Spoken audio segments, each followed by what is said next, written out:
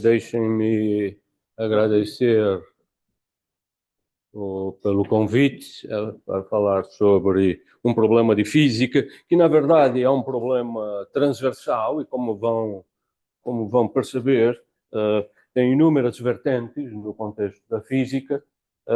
Nunca, nem de perto nem de longe, eu serei capaz de esgotar todas as questões que gostaria de discutir. Eu vou fazer uma seleção. Há uma parte da discussão que é mesmo muito técnica. Eu vou saltá-la e vou tentar enfatizar os aspectos mais qualitativos. E vou também a dizer que, pronto, esse tipo de discussão é muito relevante e é uma forma de nós colocarmos, pronto, departamentos desta faculdade, em particular, a FLUP também, e a FEUP também envolvida na discussão. Muito bem.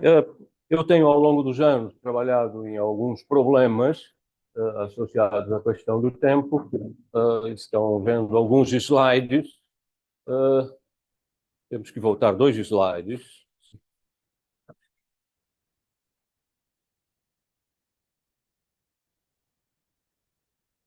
Ok. Portanto, eu vou falar genericamente sobre a questão do tempo. Uh, não?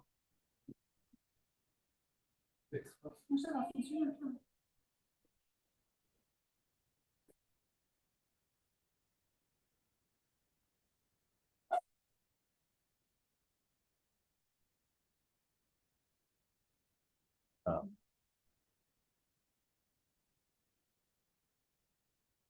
parece que vai para frente. Pronto, estamos aqui um problema típico de seta temporal, não é? Quer dizer, conseguimos avançar, mas não conseguimos. Ok, pronto. Acho que estamos aqui. Muito bem, muito obrigado. Portanto, o título é muito genérico, o tempo na física. Na verdade, verão que há muitos temas a abordar. Como eu disse, eu tenho tratado desta questão em inúmeros contextos. Uh, por exemplo, o tempo como variável para descrever a evolução e transformações em física. A questão muito recente, extraordinariamente relevante, que é a possibilidade de existirem cristais temporais. Isso foi abordado há 2 anos nessa conferência. Mas a problemática que eu queria hoje discutir envolve, sim, vou ter que dizer alguma coisa acerca do tempo na relatividade restrita e geral. Vou ter que apontar a existência de setas do tempo. Vou falar dessa questão no contexto de partículas elementares, no contexto mais fundamental possível. Depois vou, com 1 ou 2 slides, fazer a seguinte pergunta: será que o tempo é uma quantidade fundamental, uma quantidade emergente de outras propriedades fundamentais? Não há uma resposta sobre isso. Depois vou perguntar-me: será que existem curvas fechadas do tipo tempo? A relatividade restrita assume que o espaço-tempo é plano. A relatividade geral, quando eu coloco matéria, curva o espaço-tempo. A pergunta que podíamos nos colocar: imagine agora se, em vez de curvar o espaço-tempo, eu curvo o tempo. Tenho agora uma curva fechada do tipo tempo, onde passado e futuro coincidem. Essas curvas são possíveis? São admissíveis? Pronto, essa é uma questão que eu tentarei abordar. Não é uma questão fechada. Finalmente, vou dizer alguma coisa sobre a entropia gravitacional, intimamente ligada a essas questões, ao Block Universe. Há um capítulo que eu acho que é uma curiosidade, mas eu gostava de mencioná-lo aqui. Em inglês chama Specials Present, quer dizer a peculiaridade do presente, e no final algumas conclusões. Há vários artigos que eu tenho escrito sobre essas matérias ao longo dos anos. Este aqui é um conjunto restrito de slides. Eu vou fechar a porta porque há aqui um ruído algo disruptivo. Muito bem, uma questão fundamental na física é percebermos o que entendemos por uma invariância.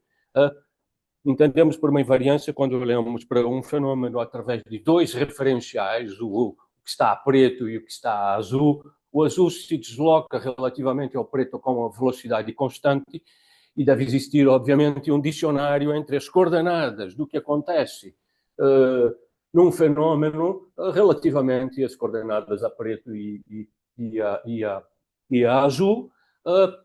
Galileu foi a primeira pessoa que resolveu esse problema porque era um problema fundamental. Se a Terra está no centro do universo, pronto, não há problema algum. Mas se a Terra está a girar em torno do Sol, uma das maiores objeções era porque que nós não sentíamos esse movimento. Foi Galileu que resolveu esse problema, dizendo, pronto, como nós nos deslocamos a uma velocidade mais ou menos constante, as relações são desse tipo. A relação, essa velocidade aqui é a velocidade constante, portanto, quando eu calculo a velocidade, esse t desaparece. A única coisa que eu tenho é um shift na minha velocidade. E quando eu vou para a aceleração, as acelerações são iguais. E se as massas nesses dois referenciais forem iguais, as forças são iguais. Portanto, as leis da física são iguais. Por isso que Newton postulou-nos que as leis da física devem ser invariantes nesses dois tipos de referenciais. Para tal, ele, como era um homem extraordinariamente inteligente, ele disse, não vamos aqui complicar as coisas, vamos assumir que os dois relógios funcionam da mesma forma. Tá? É uma simplificação. Muito bem. Portanto, esse conjunto de transformações se chama transformações de Galileu e mantém como as leis fundamentais da mecânica invariantes. Os físicos, obviamente, queriam fazer a mesma coisa para as leis do eletromagnetismo. Estão aqui as equações de Maxwell e, quando tentaram, nas mesmas condições, fazer com que um referencial, o azul e o verde, e o preto, escrevesse o mesmo conjunto de equações, falharam dramaticamente. Para que porque as físicas nos dois referenciais fossem iguais, era preciso transformar uma das coordenadas, como em x. Aqui a diferença relativamente à transformação de Galileu é esse fator gama. E o que é mais notável é que é preciso transformar o tempo também. Os dois referenciais, os tempos, não são iguais. Okay? Essas transformações haviam sido esboçadas por esse senhor já no final do século XIX, mas elas foram completamente obtidas por Lorentz, que também mostrou que era possível, era necessário transformar campos elétricos em campos magnéticos para que isso funcionasse. A ideia é muito simples. Eu tenho aqui uma carga elétrica, ponho aqui uma carga elétrica, essa carga elétrica gera um campo elétrico, mas se eu agora me deslocar a velocidade constante, aquela carga está em movimento. Mas uma carga em movimento, eu estou a ver uma corrente, e uma corrente gera um campo magnético. Portanto, esse campo elétrico transforma-se num campo magnético. Isso tudo foi percebido e colocado em forma matemática fechada e como por Lorentz. Einstein toma tudo isso como ponto de partida. Os antecedentes são diversos, mas ele conhecia muitíssimo bem o trabalho de Lorentz e o que ele tinha em mãos era uma patente. A patente era como é que eu mantenho o horário das estações, diferentes estações de comboio na Suíça, marcarem exatamente o mesmo tempo.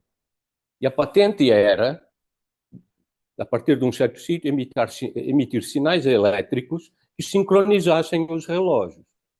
Portanto, ele precisava, obviamente, utilizar as transformações de Lorentz para fazer esse trabalho. Mas, ao confrontar essas transformações com as leis da mecânica, obviamente, as leis da mecânica não eram invariantes. E ele percebe imediatamente que ele tem que reescrever as leis da mecânica de Newton, e é exatamente o que ele faz. Isso faz com que a simultaneidade já não seja um absoluto, haja uma contração do espaço, haja uma dilatação do tempo, mesmo a massa tem um caráter dinâmico. Portanto, essa é a revolução da relatividade restrita em 1905. Ele reescreve as leis da física de tal modo que em qualquer referencial a velocidade que movem-se uns relativamente aos outros, a velocidade constante, as leis da física são iguais. Estão a ver? Isso é absolutamente necessário. Vocês estão aí sentadinhos a fazer experiências de física. Agora estão a andar a velocidade constante. Estão a ver o ridículo que era que a minha física fosse diferente da vossa. Era completamente ridículo. Porque a 10 km por hora eu teria uma física, a 12 km por hora eu teria outra, a 13 A física seria uma coisa provinciana e absurda, não é? Einstein foi o primeiro a perceber que isso era uma exigência absolutamente fundamental.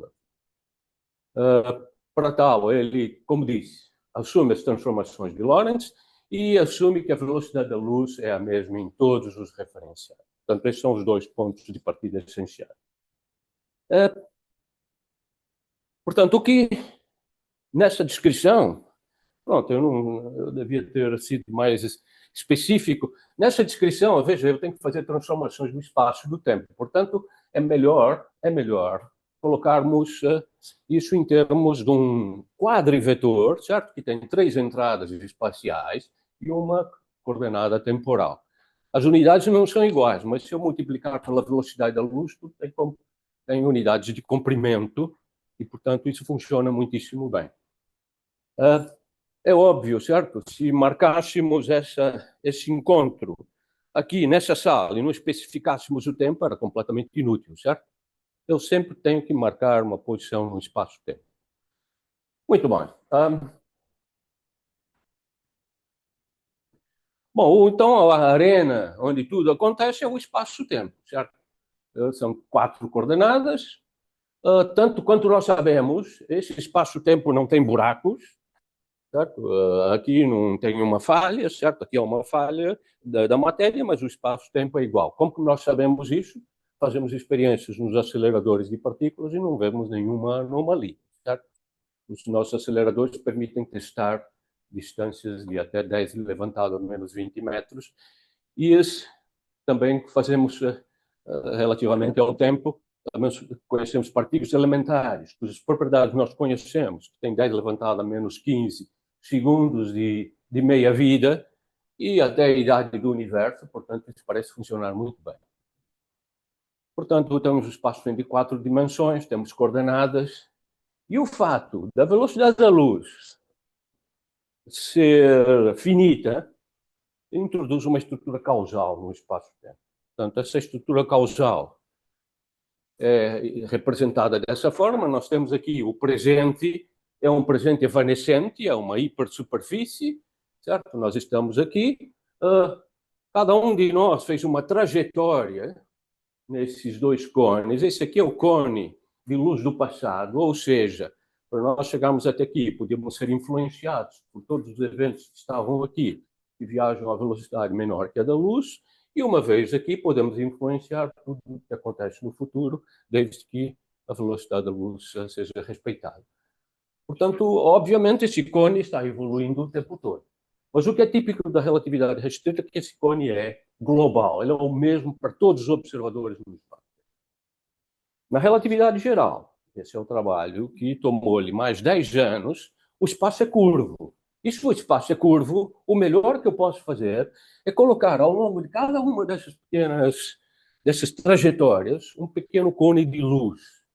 E esse cone de luz, então, agora é local, certo? Aqui o espaço-tempo é mais ou menos plano, eu tenho cones de luz globais, mas aqui, à medida que eu vou caindo, por exemplo, dentro do buraco negro, esses cones de luz vão mudando de posição. E, portanto, a localidade, a causalidade é especificamente e intrinsecamente local.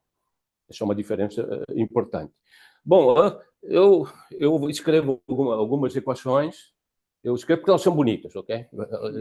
E porque, pronto, essa equação aqui garante que pronto, eu recebo o meu salário no final do mês, já há muitos anos, portanto, eu presto essa homenagem, não é, ao meu ganha-pão. Pois nós temos um cone de luz do passado, certo? A história do universo, certo? Estamos aqui com um instrumento, por exemplo, um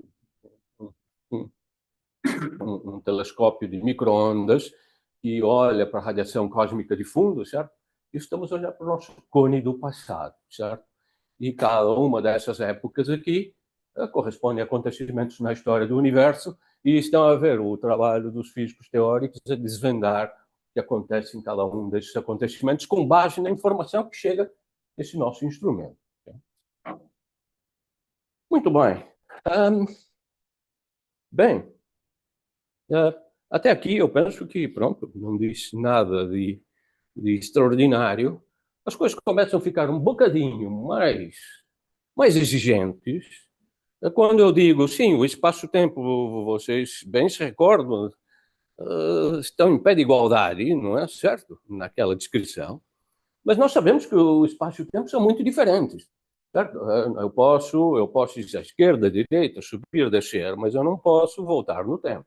Certo? Portanto, essa distinção fundamental é chamada seta do tempo. E existe um conjunto de acontecimentos macroscópicos que indicam-nos que existe uma seta do tempo. A lista está aqui, ok? A lista está aqui, mas permitam-me, em vez de fazer aqui uma leitura, ser mais pictórico. Portanto, certo, quando eu vejo uma bola a fazer esse movimento, eu não tenho dúvida. O tempo está nessa direção, certo? Por dissipação, a bola vai diminuindo a sua amplitude. Se eu coloco café e leite aqui, certo? Essa situação aqui é óbvio, certo? E é a seta do tempo. Aliás, nós chamamos isso a seta da entropia também. É óbvio que a seta do tempo vai nessa direção. Curiosamente, a nossa memória vai na direção do passado, certo? Vai na direção do passado, sabe por quê? Porque o passado tem menos entropia e, consequentemente, nós conseguimos seguir uma linha temporal mais facilmente do que no futuro, onde a entropia está sempre a crescer e, portanto, há mais possibilidades. O universo está em expansão, isso pode ser também, isso é claramente uma seta do tempo. Há uma outra seta do tempo a nível microscópico, tem a ver com a violação CP e a violação T, já vou falar mais sobre isso. E, por exemplo, se eu acender uma lâmpada, eu vejo a radiação se expandir para o infinito. Acho que ninguém nunca viu a radiação vindo do infinito e convergindo para fora. Acho que ninguém nunca viu isso. Não é?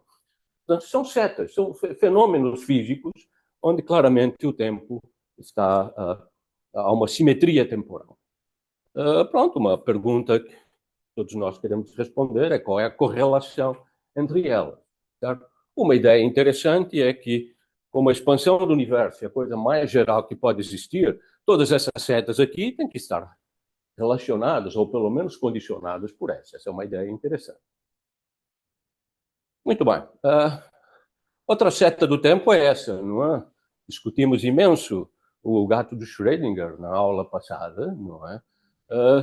Alguns queriam o gato vivo, o gato morto. Eu não sou, eu detesto escatologia, não é? Portanto, para mim, aquilo ali é o gato acordado ou o gato dormindo, ok? Eu não vou matar o gato, eu só vou adormecê-lo um bocadinho, ok? Portanto, mas nós sabemos, não é? Eu abro a caixa, certo?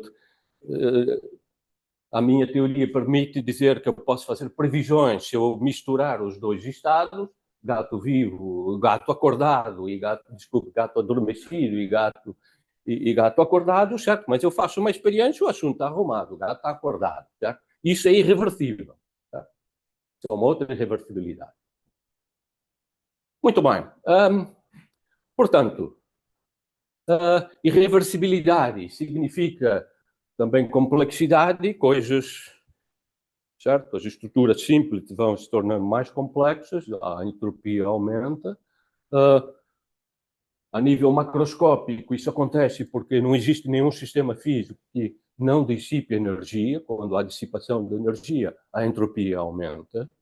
E microscopicamente, isso tem a ver com o fato de que, à medida que o tempo passa, o número de estados, microestados possíveis, aumenta. Portanto, parece aqui haver uma consistência. Consistência esta, e eu só conheço duas exceções. Prigogine, um bem conhecido físico, prêmio Nobel de Química, que tinha a ideia de que a irreversibilidade podia ser colocada a nível microscópico. Eu não penso que exista nenhuma construção completamente consistente dessa ideia. E, mais recentemente, esse grupo de Londres, esse Oppenheim e colaboradores, estão essencialmente dizendo a mesma coisa. Aliás, eles dizem que uma das consequências disso é que não preciso colocar a gravitação no mesmo esquema que as outras interações fundamentais da natureza. Eu tenho fortes objeções a esse tipo de ideia. Muito bem, mas vamos, certo? Portanto, a irreversibilidade, portanto, não é fundamental, mas sabemos, certo? Se colocamos muitas partículas juntas, nós temos a temperatura e a irreversibilidade como chamadas propriedades emergentes. Isso dá-nos uma seta do tempo. Uma pergunta que eu acho que é interessante: será que o tempo é fundamental ou é uma propriedade emergente? Estão a ver, é o tipo de problema que os físicos, pronto, gostam de colocar-se. Ok, é especulativo, mas imaginem que o tempo não é uma propriedade fundamental. Ela é decorrente de uma outra. Algumas pessoas pensam que isso é verdade. No que se refere à mecânica estatística, eu vou mostrar todo este slide, certo? Quer dizer, o que eu estive a dizer é que nós, quando temos um gás, temos essa descrição, nós temos as moléculas aí a fazer a sua vida, certo? Mas uma descrição macroscópica, eu não preciso saber qual é a posição e a velocidade dessas moléculas, eu posso saber só um subconjunto dessas variáveis, e em muitas circunstâncias, isso é suficiente para descrever o comportamento desse gás. E quando tentamos fazer uma ligação como essa, descobrimos uma coisa extremamente interessante, nomeadamente que a temperatura, na verdade, é a energia cinética média dessas moléculas. Portanto, estão a ver, reduzimos a temperatura a uma propriedade microscópica. A ideia é, será que existe uma construção complexa que faça a mesma coisa para o tempo? Nós não sabemos. Okay? Pronto, eu acho que vou ficar por aí, não é? Essa é a famosa equação de Boltzmann, também é uma equação mágica, diz-nos, se eu contar o número de microestados possíveis, através dessa equação eu consigo saber qual é a entropia do sistema. Isso é uma propriedade microscópica, essa equação aqui é uma ponte entre o microscópico e o macroscópico. A entropia é uma quantidade macroscópica. O Boltzmann resolveu, pronto, construiu uma famosa equação, a equação de Boltzmann, que permite-nos, pelo menos no caso dos gases diluídos, obter uma versão do segundo princípio da termodinâmica, nomeadamente que a entropia é estritamente crescente. Muito bem. Perguntas até aqui, porque agora eu vou mudar de tema. Perguntas até aqui? Não há perguntas? Sim, por favor. Quantidades como pressão, temperatura são propriedades emergentes. A pressão é uma boa pergunta, mas a pressão é essencialmente uma quantidade mecânica, certo? A pressão é a colisão, é o momento transmitido pelas moléculas, certo? Ao colidirem com as paredes do meu gás, certo? Portanto, essa é uma propriedade mecânica. Mas o que não é trivial é a temperatura, certo? Muito obrigado. Mais alguma pergunta? Não? Não vai perguntar quais são as horas, não é?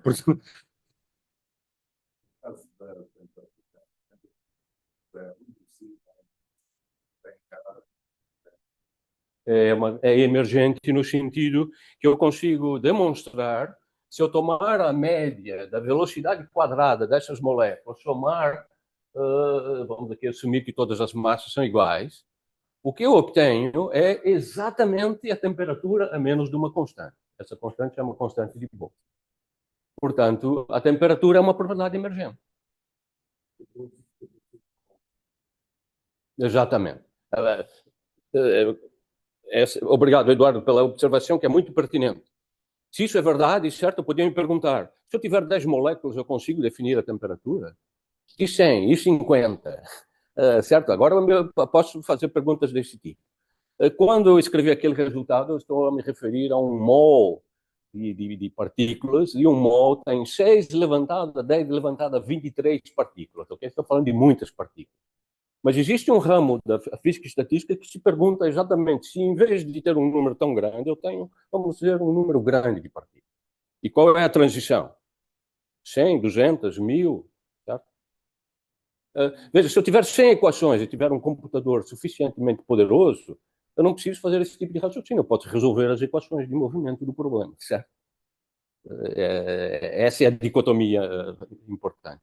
Sim, por favor. Dentro desse contexto, qual seria a variação deles? Qual seria Desculpe. o tempo que poderia ser O tempo. Eu vou mostrar um slide sobre isso, ok? Um slide sobre isso. Isso intrigou-me tanto que pronto, eu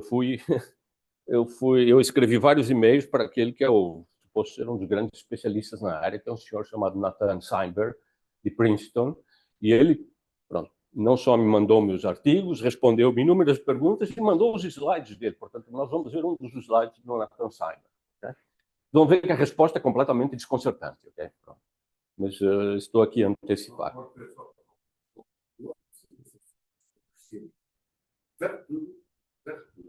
A física clássica, isso foi também existe o famoso teorema do Poincare. Sim. Um sistema, Certo. seja qual for, cresce arbitrariamente perto. Certo. Exatamente. Quase recitante, arbitrariamente perto. Sim. Porque se fosse exatamente igual, era periódico. Sim. As leis estão limitadas. Se fosse exatamente onde está, voltava outra vez a percorrer todo o mesmo sítio, não é? Arbitrariamente perto. Obrigado, Eduardo. Se isso aqui é o espaço de configuração, mas se eu colocasse também o espaço das velocidades, certo? Isso é o espaço de fase, o que o Eduardo nos disse foi, se eu tiver uma partícula, ela vai varrer todo o espaço de fase e depois de um tempo arbitrariamente longo, vai passar a um ponto infinitesimalmente próximo do ponto inicial, ok? É para o estado todo. É para o estado todo, sim. Quando eu me refiro a uma partícula, me refiro a todas as partículas. Certo. Portanto, há uma espécie de para aqueles que gostam de filosofia, o eterno retorno nietzschiano, não é? Certo? Numa escala gigantesca. Okay? Pronto. Eduardo, se continuas assim, eu vou acabar sendo um filósofo. Okay? Não, obrigado. Pronto, outra questão agora que eu vou levantar é completamente diferente. Nós sabemos que os cristais são uma repetição de átomos no espaço.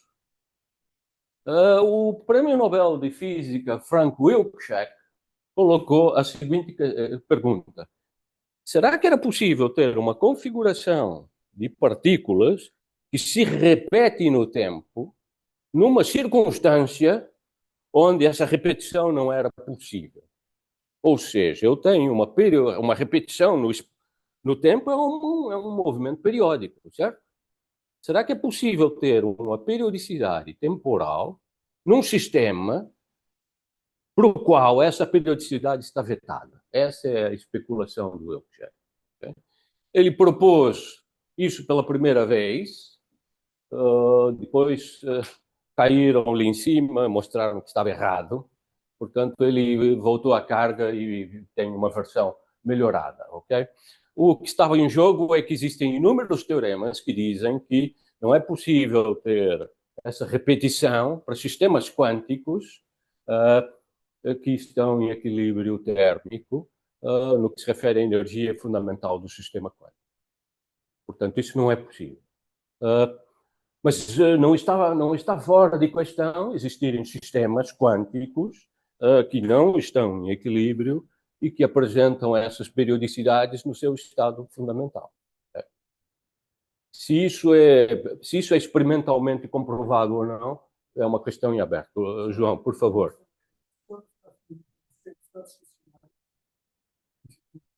Sim, não há movimento.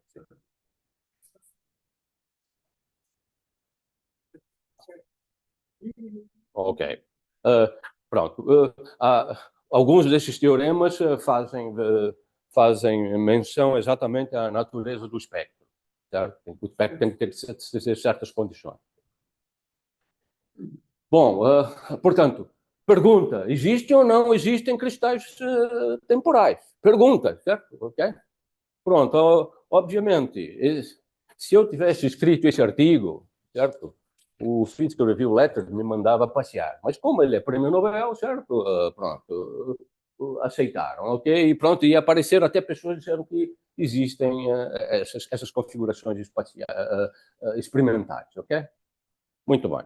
Pronto, essa é a pergunta. Eu acho que o assunto merece uma análise, ok?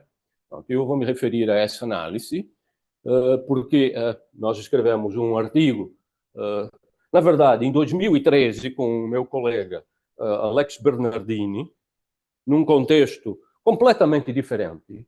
E depois, em 22, eu me dei conta de que era possível ter um comportamento tipo cristal temporal para esse tipo de sistema, ok? Portanto, esse artigo que surgiu em 2022. O sistema que estamos a falar é um oscilador harmônico em duas dimensões, mas que tem a peculiaridade de ser não comutativo. Eu já vou explicar o que isso significa. Okay? Muito bem. Aqui eu terei que ser qualitativo a maior parte do tempo. Bom, tudo começou há muitos anos, quando a mecânica quântica se caracteriza por ter variáveis que são canonicamente conjugadas e para as quais esse objeto matemático comutador é diferente de zero. Portanto, isso aqui é mecânica quântica. Mais ou menos nessa época assisti um seminário de um senhor que ganhou o Field Medal, chamado Alan Kohn, que dizia que ele podia ter essa relação entre variáveis de configuração. Portanto, ele introduz essa nova grandeza. E pronto, eu assisti esse seminário e falei, pronto, e por que não isso? E, portanto, foi assim que surgiu a ideia de que eu podia ter um sistema de duas dimensões, certo? Isso aqui é mecânica quântica, eu tenho a constante de Planck. Se isso for verdade, eu teria duas novas constantes da natureza. Certo? Será que isso é possível? Bom, foi o que nós tentámos fazer ao longo de muitos, muitos anos. Pronto, está aqui uma lista de tentativas, foram muitos anos, com muitos colaboradores, todos muito pacientes, que, pronto, me aturaram, certo? E nós tentamos reproduzir toda a mecânica quântica sobre esse ponto de vista. Okay? A equação de Dirac, buracos negros, todo o formalismo da mecânica quântica, pronto, foi reescrito em termos dessas novas leis de comunicação. Mostramos que existem situações onde os sistemas têm entanglement, foi discutido na aula passada. Do ponto de vista da mecânica quântica, esses estados não são entangled, mas eles ficam entangled por causa da variável não comutativa. E, portanto, foi neste contexto que nós procuramos ver os cristais líquidos. Pronto, o que... Mas teria que as variáveis, por exemplo, científicas, que nós conhecemos, não é? Esse ali, o X que estamos ali na parede, não podem ser arbitrariamente. Não, exatamente, sim. Sim, tem uma relação de incertezas. Não, elas têm uma relação de incerteza, só que se eu tiver três variáveis, eu tenho que ter mais cuidado, porque eu tenho x, y, x, eu tenho que fazer todas as combinações, certo? E a incerteza é uma incerteza condicionada, portanto, não vai ter o meu h cubo, ou o equivalente do meu h cubo, é menor do que isso. Mas o que disseste é essencialmente verdadeiro. Tem relações de incertezas associadas. Pronto, isso foi analisado, por exemplo, certo? As relações de incerteza que isso satisfaz são mais tipo Ozawa do que Heisenberg, ok? Portanto, isso nós analisamos. Muito bem, pronto, o sistema é esse, pronto, agora não posso... O que basicamente eu estou a dizer, está a ver, se eu tenho um oscilador harmônico bidimensional, certo? Portanto, eu tenho uma mola nessa direção e uma mola nessa direção. No oscilador quântico normal, se as constantes forem iguais, elas oscilam da mesma maneira, certo? Mas agora eu introduzir aquela lei de comutação esquisita, certo? Portanto, elas já não oscilam da mesma forma. Okay? E é isso que dá duas propriedades. Uma, essas oscilações são diferentes entre si, e mais, como elas podem estar desfasadas uma da outra, eu posso ter um batimento. Portanto, depois de um certo tempo, essas aqui, elas começam, certo? Como dois instrumentos que estão ligeiramente desafinados, as tantas, eu começo a ouvir esse batimento. E esse batimento é periódico, portanto, é isso que nós chamamos de um cristal temporal. Okay? Pronto, é esse o argumento. Portanto, pronto, como eu disse, essa parte é mais técnica, mas vejam, estão aqui as minhas relações de comutação, eu tenho que resolver o meu sistema, resolver a hamiltoniana do meu sistema, integrar e ver, pronto, como é que o meu sistema oscila, ok? Pronto, eu não vou insistir nisso, mas nós temos dois tipos de comportamento. As variáveis x e y não oscilam da mesma forma, isso pode ser um efeito muito, muito pequeno, mas nós temos um batimento que também é periódico, ok? Muito bem, portanto, tudo isso para dizer que, pronto, neste contexto, parece-nos possível haver cristais temporais, ok? Essa. Portanto, eu vou apresentar o meu primeiro conjunto de conclusões, porque o que vem de seguida é ligeiramente diferente. Portanto, eu disse, as propriedades do espaço-tempo são fundamentais na física, todos nós concordamos. A existência de cristais temporais não é admissível na mecânica quântica em equilíbrio térmico, mas pode ser o resultado de termos a tal mecânica quântica não comutativa no espaço de fase. Essas propriedades desse sistema são muitíssimo ricas.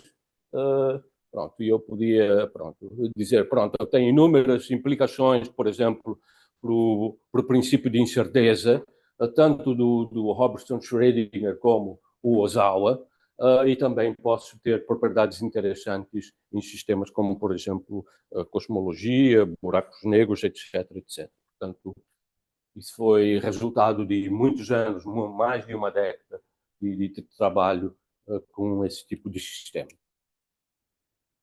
Muito bem. Pronto. Eu não preciso que vocês comprem a minha ideia de que, pronto, através dessa versão da mecânica quântica existem cristais temporais. Eu prefiro que vocês pensem no assunto, pensem nessa hipótese de existir cristais temporais. Tá? Muito bem. Perdão? Não, nesse caso, o nosso é bidimensional, certo? É um oscilador harmônico bidimensional. Ah, sim. Ah, sim. Desculpe, eu não percebi. Sim. Obrigado. Sim. E se eu tivesse um segundo tempo? É muito caro. 2 relógios é muito caro.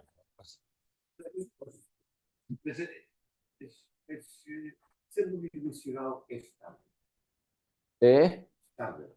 Estável. O sistema é estável. Ele tem uma hamiltoniana que, pronto, é bounded from below, tem uma energia mínima, etc. O que ele tem de novo, como eu disse, como aquelas variáveis, como x e y não são iguais, nem na posição, nem no momento, eu tenho esse batimento.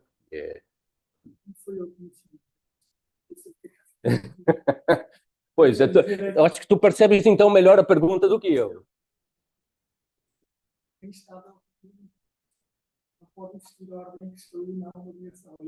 Ah, sim, ok, eu concordo. Se eu tiver um defeito. Ah, sim. Não, quanto a isso estou de acordo. Estou de acordo com a pergunta, e com a tradução da pergunta. Perdão?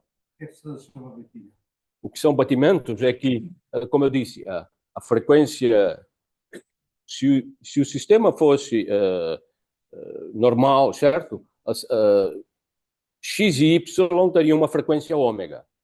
Mas como há uma diferença entre elas, eu tenho ômega mais um ômega e um bocadinho, certo? E eles começam a oscilar, certo? As tantas, depois de um certo tempo, um número inteiro de ômegas é igual a um número inteiro de ômega mais um bocadinho, ok? E, portanto, eu tenho literalmente um batimento. Posso falar disso, né? Pois, exatamente, ok, certo, exatamente. Exatamente. Uh, uh, sim, ou pode-se ouvir isto numa orquestra desafinada, não é certo? Quer dizer, pronto, quando a orquestra quer ser afinada, não é? Num concerto de rock não é preciso afinar, portanto.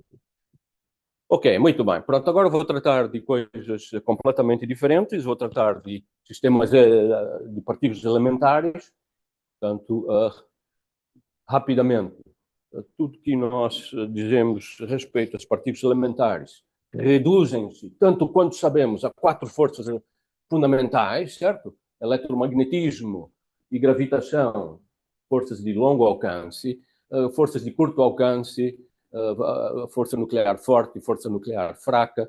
Força nuclear forte mantém os núcleos coesos, a força nuclear fraca faz com que, por exemplo, se eu tirar um neutrão do núcleo atômico, em 12 minutos ele se transforma num protão, num eletrão e num antineutrino. Muito bem. As propriedades dessas interações são bem conhecidas, certo? A forte é muito forte, a eletromagnética é a constante de estrutura fina, a fraca é 10 a menos 6 e a gravitação é a mais fraca de todas. Certo? Muito bem. Como é que os físicos gostam de pensar em partículas elementares, certo? Eles pensam num conjunto de transformações que são muito simples. Por exemplo, se eu tenho uma partícula positiva, se eu trocar a carga, ela fica negativa e vice-versa. Tá? Isso é uma propriedade interessante para os físicos de partículas. Se eu tiver uma partícula que aponta para cima, porque ela está girando nessa direção, se eu colocar aqui um espelho, ela vai girar na direção oposta. Isso se chama paridade. Né? Finalmente, eu posso trocar o tempo pelo menos tempo. O que acontece, certo? A carga não mudou, mas pronto, ela girava para cá, isso aqui apontava para cima, isso aqui aponta para baixo, ela gira. Certo? Os físicos, inicialmente, pensaram que a natureza respeitava essas simetrias. Não havia nenhuma razão para nós assumirmos que isso não era verdadeiro. Mas, certo, o que os físicos querem não é o que a natureza faz, certo? Okay? Muito bem. A conjugação de carga é respeitada pelas quatro interações. Okay? A paridade é violada pelas interações fracas. As interações fracas dizem, estou pouco me lixando para nós não a paridade não é conservada. E igualmente para a inversão temporal. Okay? Muito bem. Bem, logo de seguida os físicos disseram, pronto, e se eu agora conjugar essas simetrias? Se eu conjugar essas operações, será que isso são simetrias da natureza? Pronto, a primeira tentativa que fizeram foi conjugar C com P. E nas interações fracas, parecia que funcionava tudo muitíssimo bem. Até ter encontrado uma partícula que tinha um decaimento cuja antipartícula era completamente diferente. Portanto, nem CP as interações fracas respeitam. Okay? Mas há uma simetria que é respeitada por todo o mundo, que é essa conjugação. CPT, sob circunstâncias muito gerais, que são invariância de Lorentz, a conservação da probabilidade, a teoria ser local, essa simetria é sempre satisfeita. Portanto, isso aqui é sempre igual a isso. Okay? Só existe uma exceção, a teoria de cordas. Na teoria de cordas existem alguns mínimos que quebram espontaneamente o CPT, mas este é um caso especial. Portanto, se CPT é uma boa simetria, então, certo, só tenho duas hipóteses. T é respeitado e CP é respeitado, ou então eu tenho as duas violadas, e é o que nós observamos na natureza. Ok? Sim. Não sei se já referiu isso, mas eu tinha ideia de que, quando se fala na seta de tempo, isto contraria o facto que a lei da física não tem seta de tempo. As leis da física funcionam igualmente bem para esperar. Certo. Portanto, foi, por exemplo, as equações de Newton, certo? Como tem uma segunda derivada, certo? Eu posso trocar o T pelo menos T, a partícula movimenta-se exatamente a mesma coisa. Mas aqui não, veja, T é violado. Aqui não, aqui o T está sendo violado. E isso aqui, certo? É uma propriedade relativa ao tempo, certo? Aqui eu tenho decaimentos que não correspondem à alteração do T por menos T, certo? Está aqui a nível fundamental há uma diferença. Certo? E se vocês recordarem, quando eu mostrei naquele gráfico, certo? Talvez eu volte para trás. Deixa eu ver se eu volto para trás. É mais rápido assim. Quando eu vos...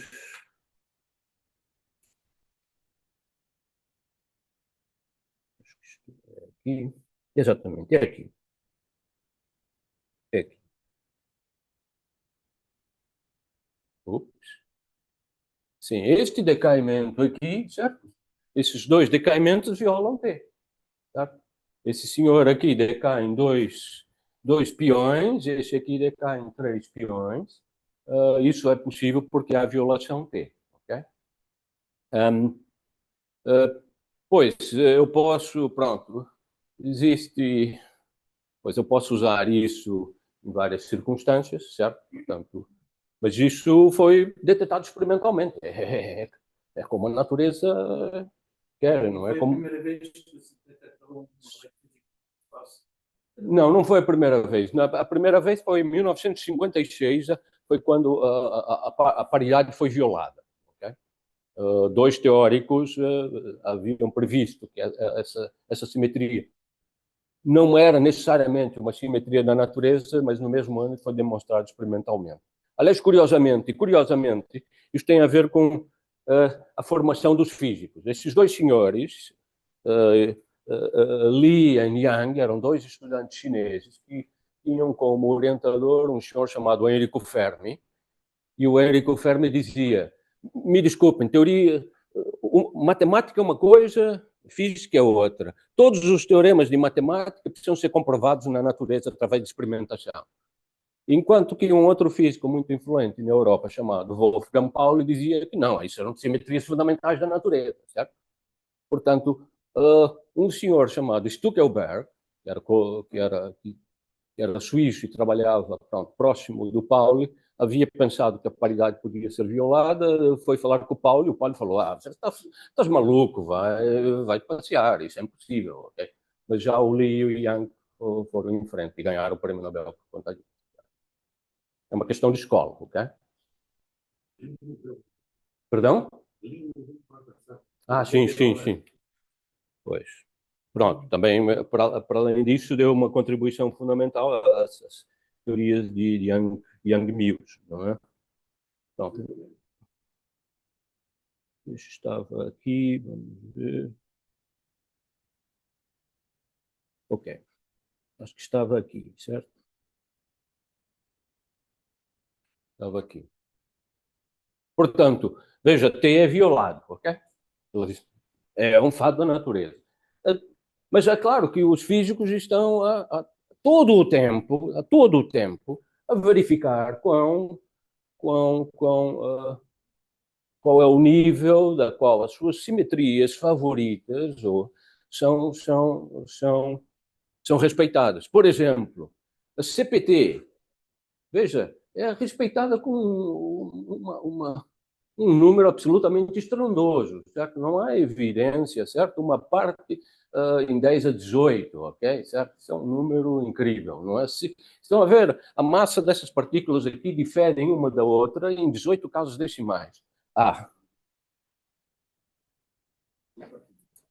Acabou, terminou? Quebrou. Uhum. É uma quebra espontânea de simetria, não é?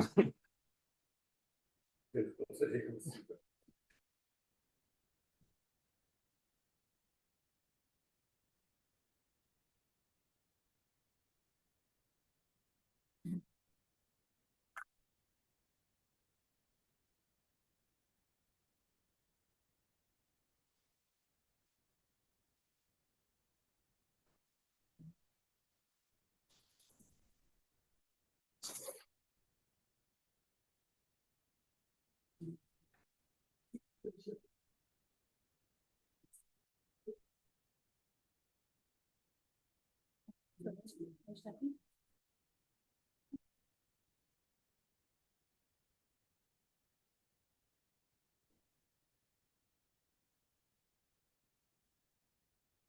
Já?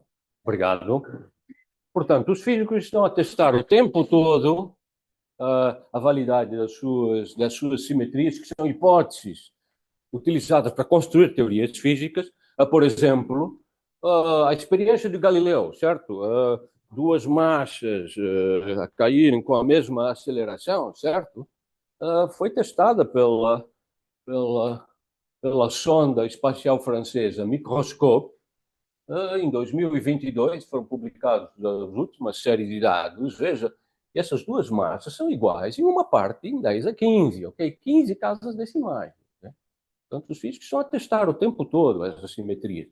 A invariância de Lorentz, que foi aqui mencionada, ela é válida com 25 casas decimais.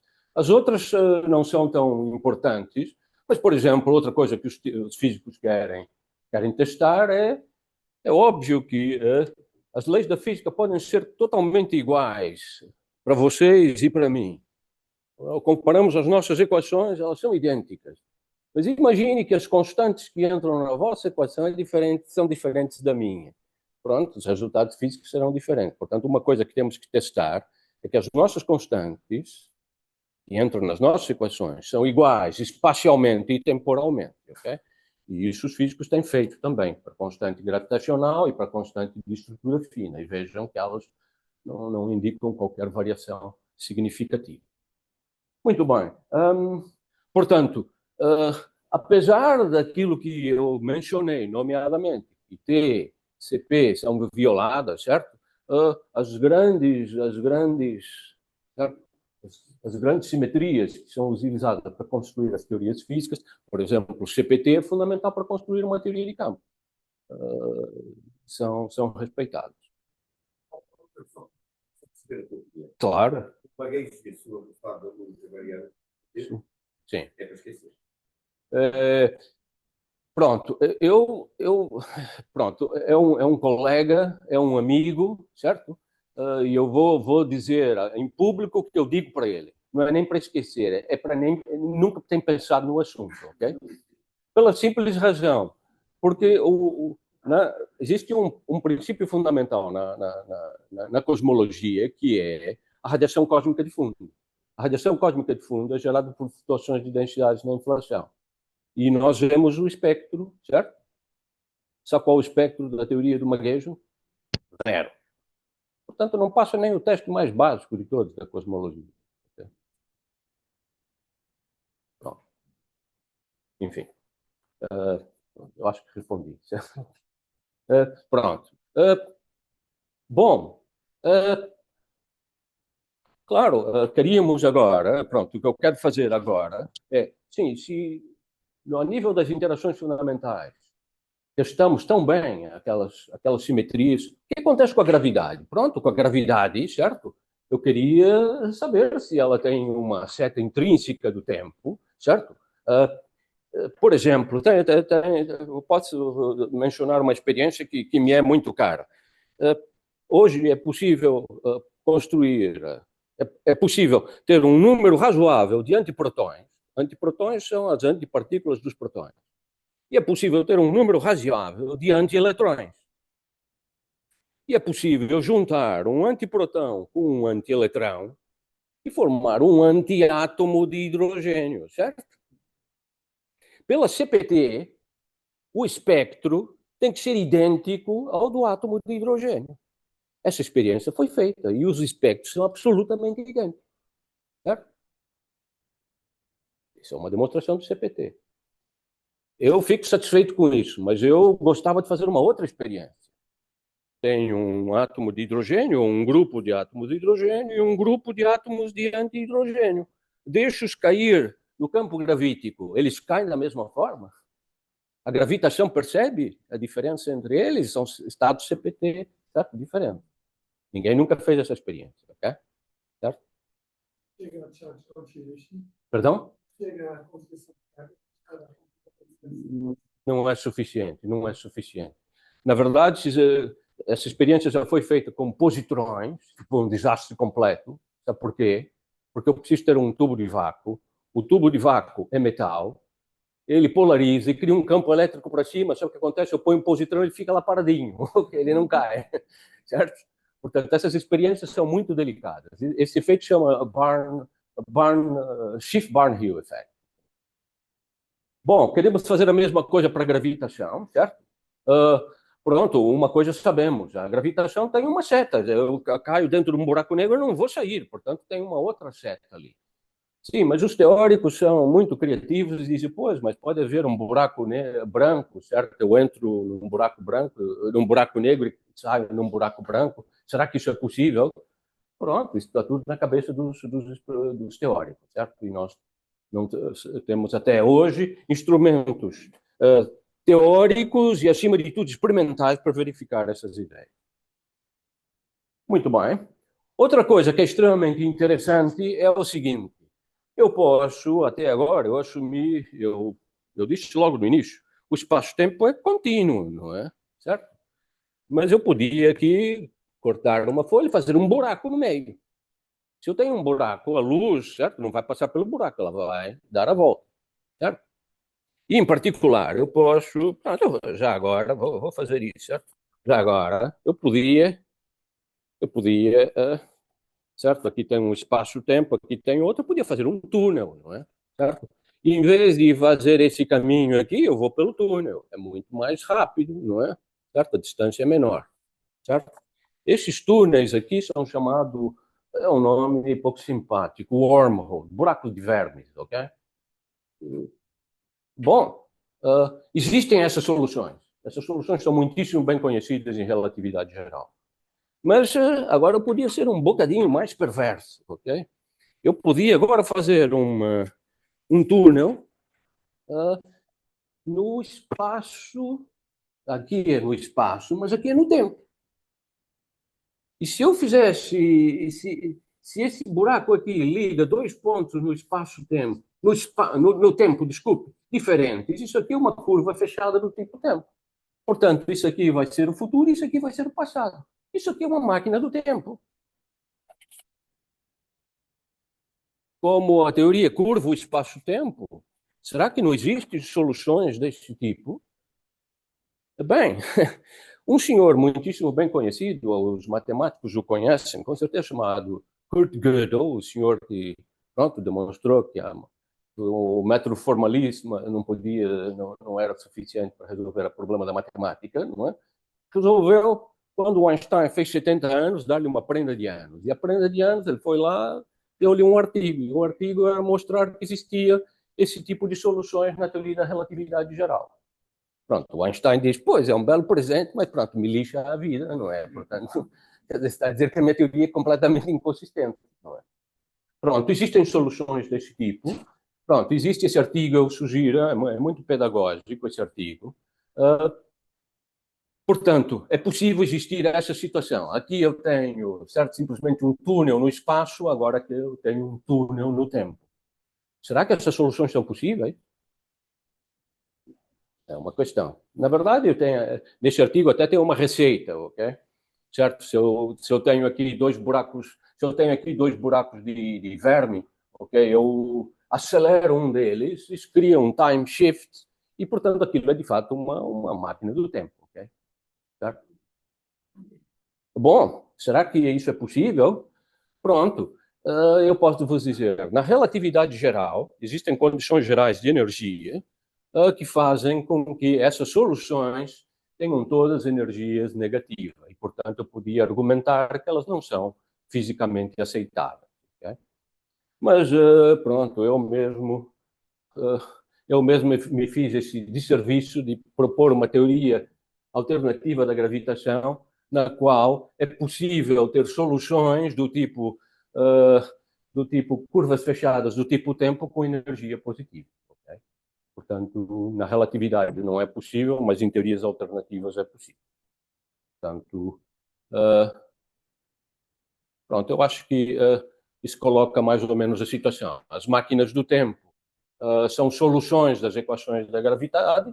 Se eu acredito que o tempo é reversível, então a gravidade tem que ser uma propriedade emergente, porque ela é uma reversibilidade que não deveria existir na teoria. Não é? Ou então, se ela é uma coisa fundamental, então aquelas curvas fechadas do tipo tempo não podem existir.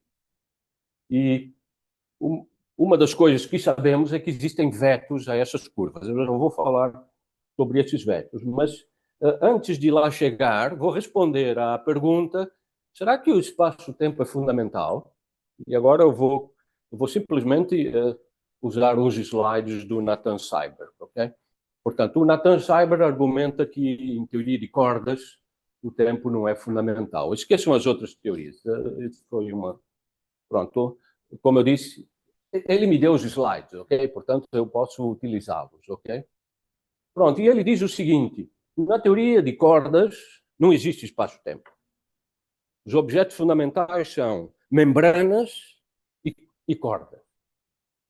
E a melhor coisa que eu posso fazer é juntar essas membranas todas, e é isso que dá uma noção de espaço. Portanto, não existe espaço. Espaço é uma pilha de membranas. É radical, é absolutamente radical. Certo? Pronto, como espaço-tempo é uma coisa muito fundamental, eu tenho que substituir, obviamente, por uma coisa ainda mais fundamental. Certo? Ok. Perdão? É uma pilha de membranas que não Pronto, as membranas são necessárias na teoria de cordas para serem pontos de contacto das cordas abertas, ok? Bom, se eu tenho uma pilha delas, eu posso construir vários tipos de teoria de cordas, ok?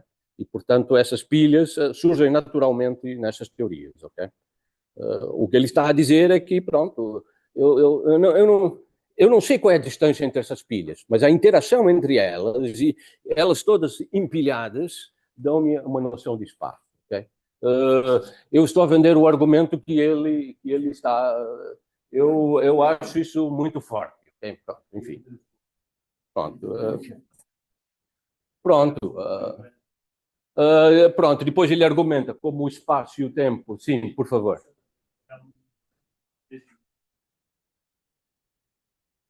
São várias membranas, não uma,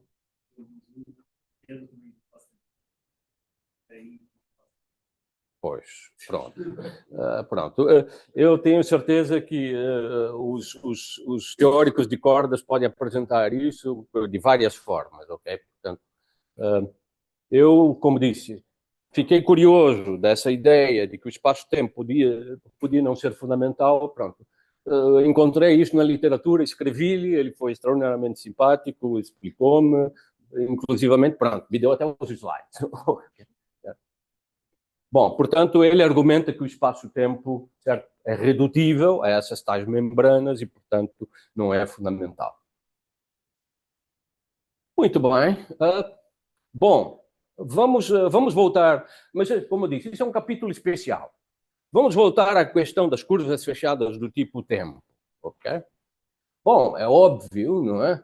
Quer dizer, elas são problemáticas, não é? Se há uma curva fechada do tipo tempo, eu volto para trás, aquela hipersuperfície do passado existe, sim, eu posso matar o meu avô, não é? Certo? E pronto, isso cria problemas para a causalidade, não é? Eu também posso ter essa situação, não é? Eu não sei, tiro aqui uma fotografia da Guernica, vou na minha curva fechada do tipo tempo, mostro para o Picasso, não é? O Picasso tem a ideia de pintar a Guernica, não é? Certo? Portanto, eu posso fazer a informação fluir como quiser, né, numa curva fechada do tipo tempo. Isso também eu acho que é problemático, ok? Pois... não, isso era chato, mas eu pelo menos tenho a fotografia, ok? Pronto, enfim. Pronto, isto gera todo tipo de problemas, não é? Para Picasso e para outros, não é? Mas, portanto, essas curvas são indesejáveis. Eu acho que é o que nós podemos concluir, certo? Portanto, muitas pessoas pensaram que era interessante colocar vetos. Portanto, Novikov disse, sim, essas curvas são possíveis desde que não causem os tais problemas de lógica e de cronologia. É uma postura. O Hawking tem outro argumento que é muito bom. Nós nunca fomos invadidos por turistas do futuro, não é? Logo, eles não existem, logo não existem curvas fechadas do tipo tempo. Okay? Portanto, também é um outro argumento. Aliás, dizem até que ele fez uma festa e convidou as pessoas do futuro para virem e não apareceu ninguém. Não é? Portanto, pois, também é possível, também é possível. Perdão? Invadidos por aliens, mas eles existem. Eu acho que tem outro problema. Imaginem o desastre que é isso para os historiadores. Não há historiador que sobreviva, não é, com viajantes do tempo. Muito bem. Eu tenho um pequeno argumento. Eu analisei um grande número de soluções deste tipo que eu encontro em comum entre elas. Que elas, em geral, não satisfazem as tais condições de energia para existirem. Portanto, esse é um argumento físico. Okay? Muito bem. Eu estou quase a terminar, certo? Outro aspecto importante dessa discussão é a seguinte. Bom, a seta do tempo é, como nós vimos, a entropia, não é? Em situações macroscópicas. Mas a gravitação funciona a nível macroscópico. Portanto, devia a gravitação ela mesma ter entropia? Pronto, existem dois casos que são muito bem... Um caso que é muito bem conhecido, que é a entropia de Bekenstein-Hawking, segundo a qual os buracos negros têm uma entropia e, na verdade, eles satisfazem este teorema chamado Teorema de Hawking. Este teorema aqui também, por razões óbvias, também é conhecido como o Teorema das Calças, não é certo? Tenho aqui duas pernas, elas juntam para fazer uma calça, ok? E o que o teorema diz que essa área aqui é maior que a soma dessas duas áreas, exatamente como a entropia deveria ser, certo? Evolui no tempo, a entropia aumenta. Okay? Portanto, pronto, e Hawking também demonstrou que os buracos negros têm uma temperatura. Se têm uma temperatura, na verdade, uma temperatura tipo corpo negro, isso reforça o argumento que tem entropia. Okay? Penrose, o Prêmio Nobel de Física de 2020, tem um outro argumento. Ele diz que uma das propriedades fundamentais da matéria é que ela colapsa gravitacionalmente. Portanto, a complexidade do colapso gravitacional deve estar associado, pronto, em inglês a palavra clumpiness, e ele diz, pronto, existe um objeto na relatividade geral, que chama tensor de Weyl, que aumenta quando eu tenho esse crescimento de estruturas. E ele diz, então, que a entropia deve ser proporcional ao tensor de Weyl. Essa ideia foi testada em inúmeras circunstâncias e funciona em alguns casos e falha em muitas outras. Okay? Bom, eu escrevi recentemente alguns artigos onde acho que, pronto, o problema ainda falta. Há muito que entender sobre o problema, mas eu defendo que o vácuo também tem que ter entropia. Mas eu não vou entrar nessa discussão, porque isso tomaria ainda mais tempo. Deixem-me só dizer alguma coisa sobre a ideia do block universe, e depois eu acho... E vou falar um bocadinho sobre as propriedades especiais do presente e termino a minha discussão. Pronto, o block universe é uma coisa muito simples, certo? É aquilo, ok? Eu disse, o espaço-tempo é uma coisa quadridimensional, certo? A questão é como é que eu fatio aquilo, certo? No meu caderno, certo? Cada folha é um instante do tempo, certo? Tempo 1, tempo 2, tempo 3, certo? E assim sucessivamente.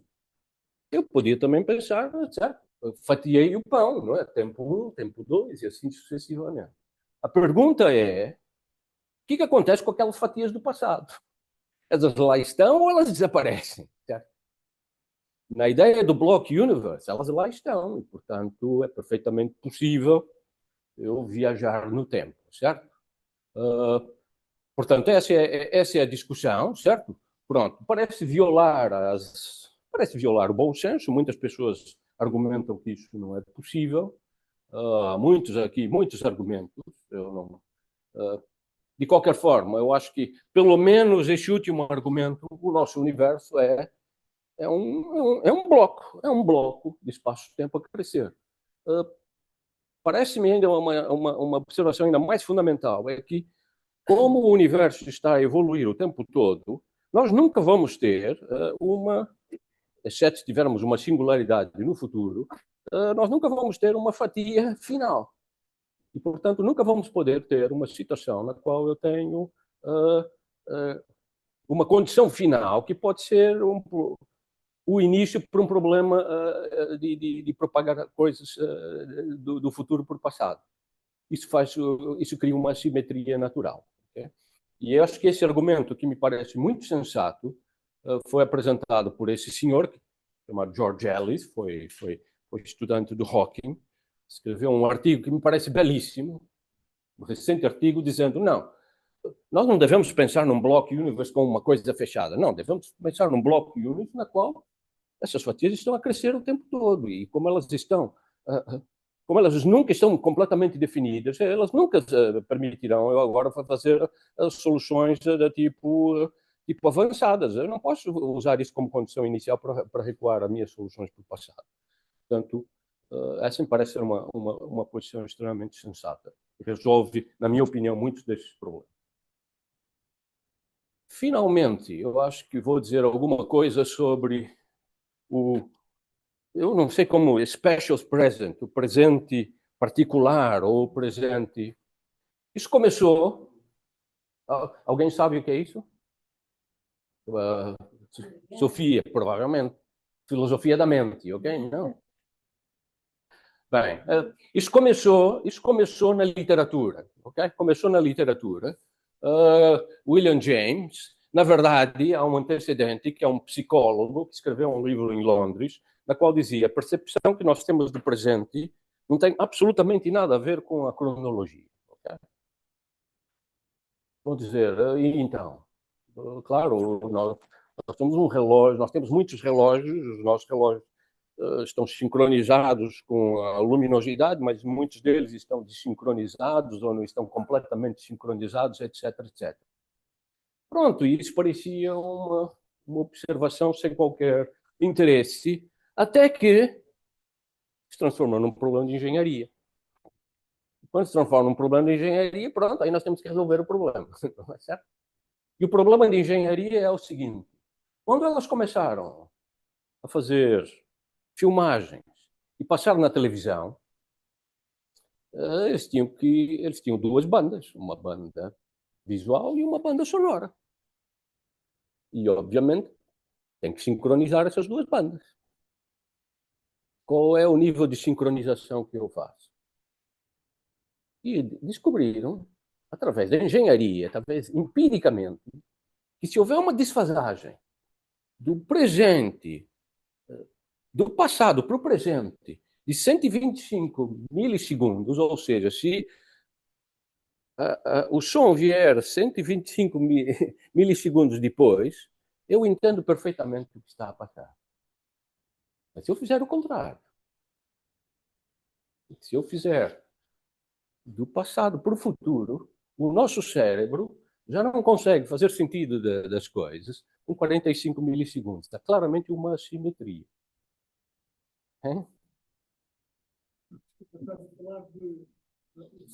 O som e a imagem. Exatamente. Okay? Portanto, está claramente uma assimetria. Certo? O som primeiro, a imagem depois. Exatamente. Okay? Faz sentido, certo? Temos o som antes, mas o que é curioso aqui é a simetria. Okay? Aqui é muito menor, certo, do que aqui. Okay? Bom, e a pergunta é, pronto.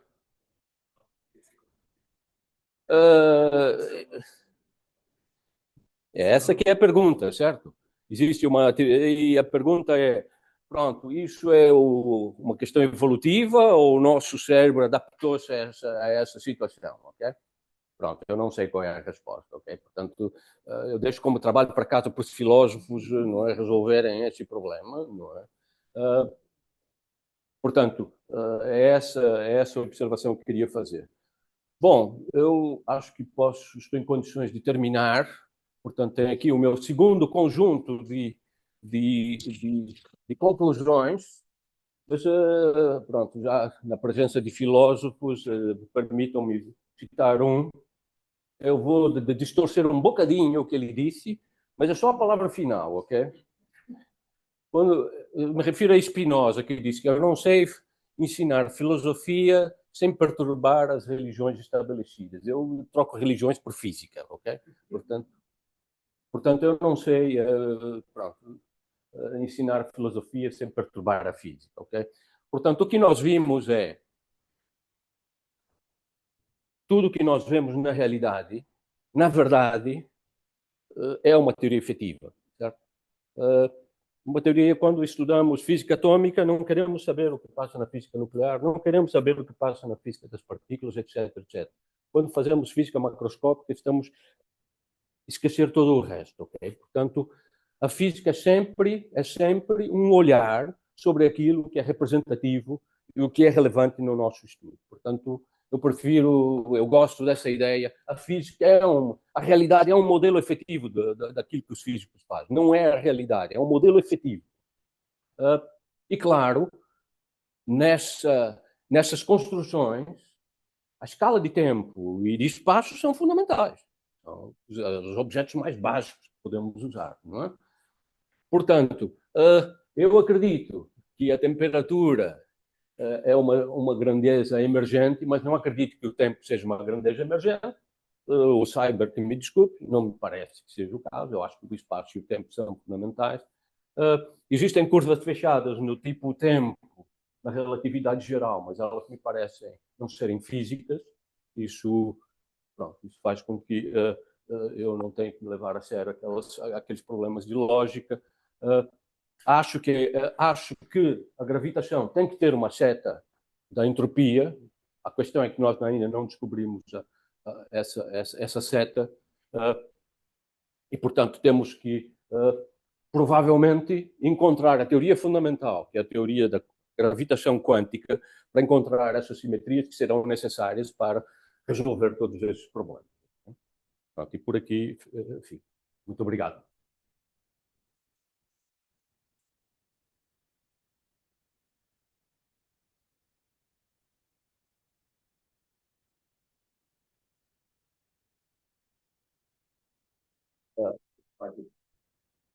Suponhamos que, ou imagina, que há uma luta de tempo que eu possa pensar atrás. Sim. Eu teria percepção. Desculpe. Eu teria percepção. O que é que eu digo? Eu digo que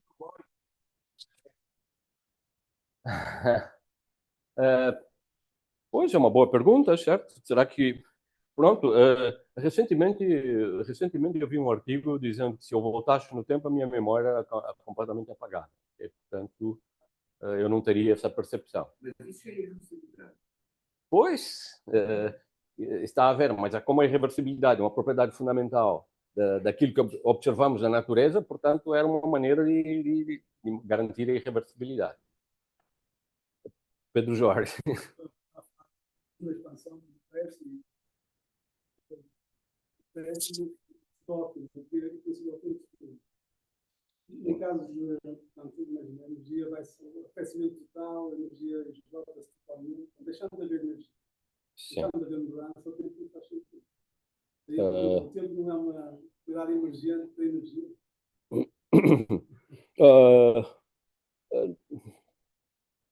Quer dizer, o credo usual é que o espaço-tempo foi criado no Big Bang, certo? E num Big Crunch, certo? Se o universo depois colapsa, pronto, o espaço-tempo desaparece, certo?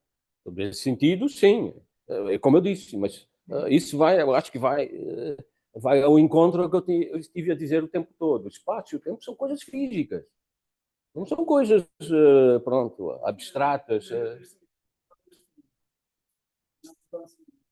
Sim. Não, mas eu não consigo. Eu sei que é uma experiência. O senhor consegue entender o permanente está a ser bonito. Sim, mas nós não estamos em equilíbrio. Certo. Sim, mas está a ver, o argumento, sim, o argumento clássico, certo? A Helmholtz, certo? Século XIX, certo? A entropia sempre cresce, certo? Até chegarmos ao máximo da entropia. Quando chegamos no máximo da entropia, certo? Não pode acontecer mais nada, porque, certo? Portanto, essa é a morte térmica do universo, certo? Portanto, essa é a visão do século XIX. Visão século XX e XXI. E a seta da gravitação? E a seta da entropia da gravitação? Se eu tiver uma singularidade, certo? Pronto, a situação é completamente nova, porque agora já, por exemplo, o eterno retorno, certo? O teorema de Poincaré já não vale se eu tiver uma singularidade, certo? Portanto, por isso que é tão essencial nós determinarmos a tal seta entrópica da gravitação, do meu ponto de vista. Pode estar relacionado, embora eu estou a perguntar algo que vocês não. Eu também não, mas... Já esta... há um livro que eu tenho lá em casa, na minha cozinha de cabeceira, mas que ainda não li. Ainda não tive coragem de ler, que é Ciclos do Tempo... Do Penrose, sim. Em que há esta ideia de um fim do universo, é o princípio desta ideia de Éon. Eu gostava de te ouvir falar um bocado sobre isso, no sentido em que é que se relaciona com isto que nos estás a explicar, quão credível é. Gostava da tua opinião. Não, eu acho que obrigado, é uma ótima pergunta, está relacionada com aquilo que o Eduardo perguntou. Imagine a seguinte situação. É perfeitamente possível, certo, que o universo se expande, depois colapsa, certo? E por alguma razão tem um novo Big Bang, certo? Não sabemos. Não existe nenhuma indicação dinâmica que isso possa acontecer, pelo contrário, não. O universo parece que está a expandir o tempo todo, mas assumimos que isso seja possível. A pergunta, então, a fazer é: o que acontece com a entropia? A entropia continua a crescer? Ou quando eu chego no Big Bang eu coloco igual a zero e depois começo de novo? Essa que é a questão. É por isso que é importante ter uma seta do tempo gravitacional. Certo? Está a ver? Esse é um paradoxo que foi apontado pelo Penrose. O paradoxo é o seguinte: um buraco negro tem imensa entropia, certo? Imensa entropia. Porque, claro, se eu atirar lá o meu caderno, aquilo desaparece. Se eu atirar o meu computador, aquilo desaparece. Se eu atirar a enciclopédia britânica, aquilo desaparece. Portanto, tem imensa entropia, certo? Mas que raio de segunda lei da termodinâmica é essa que temos para o nosso universo? O universo começa com uma singularidade. O que é uma singularidade? É um buraco negro. Portanto, a entropia começa com um valor gigantesco e depois agora, como é que eu explico que a entropia está crescendo o tempo todo? Se esse valor inicial é tão gigantesco. Portanto, há alguma coisa errada, certo? Alguma coisa errada. Por isso que o Penrose diz, a maneira de dar a volta a isso é ter uma seta do tempo para a gravidade. Okay? Por favor? Há esta ideia dessa singularidade de eu poder olhar para um lado e olhar para o outro, estou a olhar para o futuro, não, porque, quer dizer, não chegamos a esse ponto, porque a singularidade é uma ruptura das leis que conhecemos, certo? Todas as grandezas que nós conhecemos ficam divergentes, certo? A partir dali eu não consigo calcular absolutamente nada. Certo? A única forma de dar a volta é regularizar essa singularidade. E posso dar uma ideia. Por exemplo, aquele buraco negro que nós construímos com a teoria quântica não comutativa, nós conseguimos regularizar a singularidade. E eu consigo fazer esse exercício. Mas isso é um caso especial. Né? Por favor. Nossa memória só vai para trás por razões relacionadas com a entropia. Sim. Pode explicar isso um pouco mais? Sim, a ideia... Eu posso aqui talvez fazer um desenho. Está aqui. Posso fazer um desenho? Por exemplo, eu não sei... Onde é que eu acendo a luz? Aqui. Aqui. Ok. Sim, eu acho que é uma coisa simples. Imagine essa situação.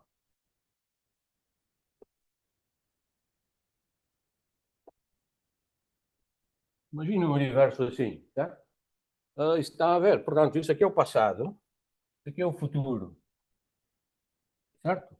Eu não consigo prever o futuro porque existem muitas possibilidades. Mas, se eu olhar para o passado e isso aqui só tiver uma única ramificação, certo? Eu consigo ver o passado. Claramente, a entropia está crescendo nessa direção, certo? Se o universo fosse ao contrário, certo? Aí eu teria memória do futuro, não teria memória do passado, certo? É uma ideia simples, ok? Tá.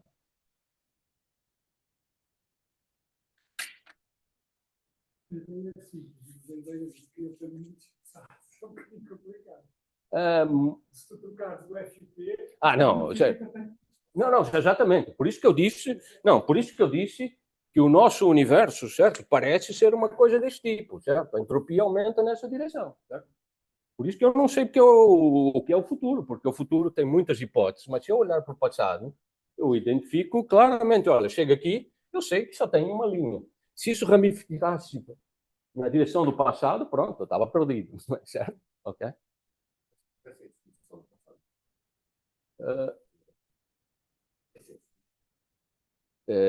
É a definição? Sim, ok. É a definição. No universo newtoniano não há bifurcações, exatamente.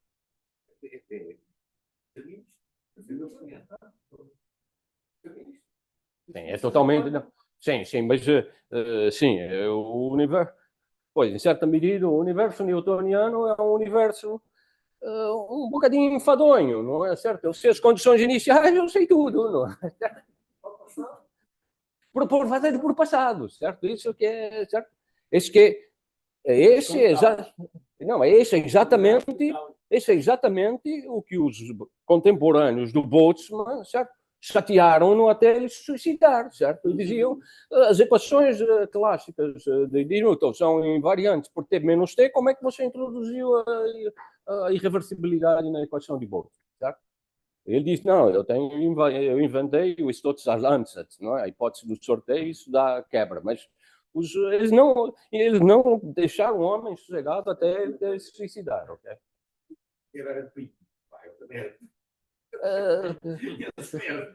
Tá bem, pronto. Quer dizer, não, ele subsidiou em Duino, em Trieste, ok? Foi numa férias de verão, em Duino, ok? Que é um sítio giro, ok? Vai lá, não... Mas pronto, tu és físico de estatístico, não põe lá o pé, ok? Eu não recomendo, mas... Sim. Mas Duino é uma pequena cidade balneária no norte de Trieste, é muito perto de Trieste, 20 quilômetros de Trieste.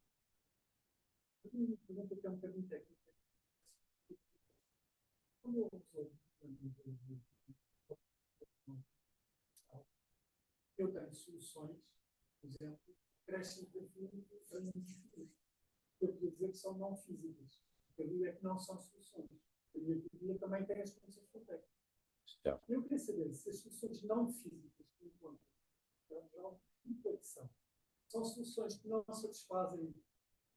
Portanto, se elas estão lá, são realmente soluções aceitáveis, não faz muito sentido entrar-las fora.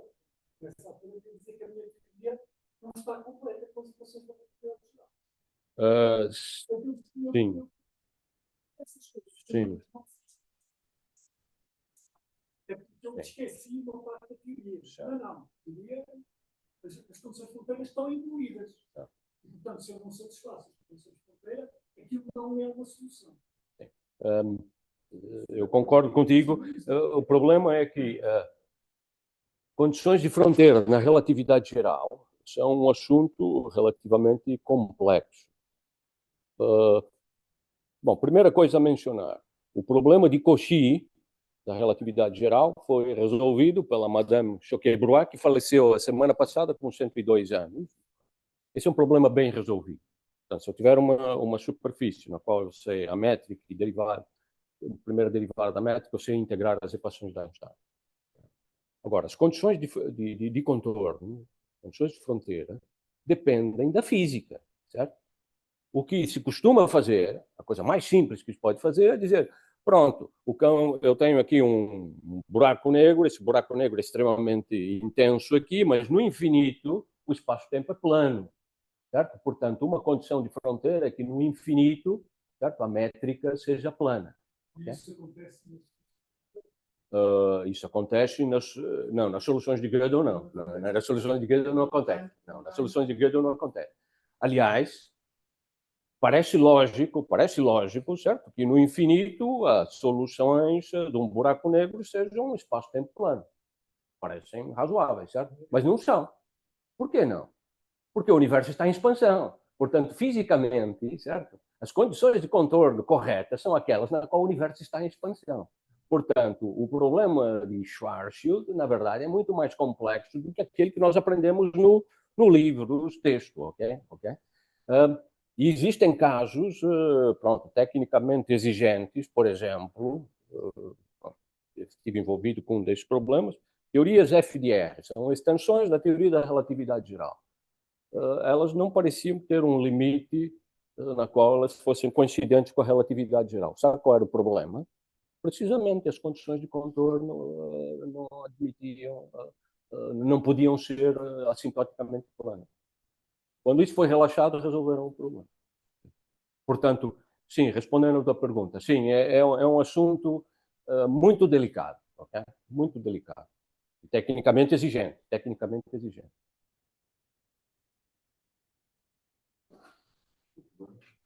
Muito bem, muito obrigado.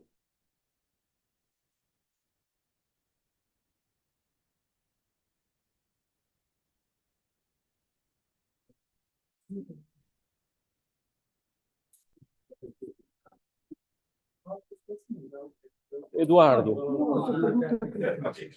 A ideia do bloco é sempre. Sim, mas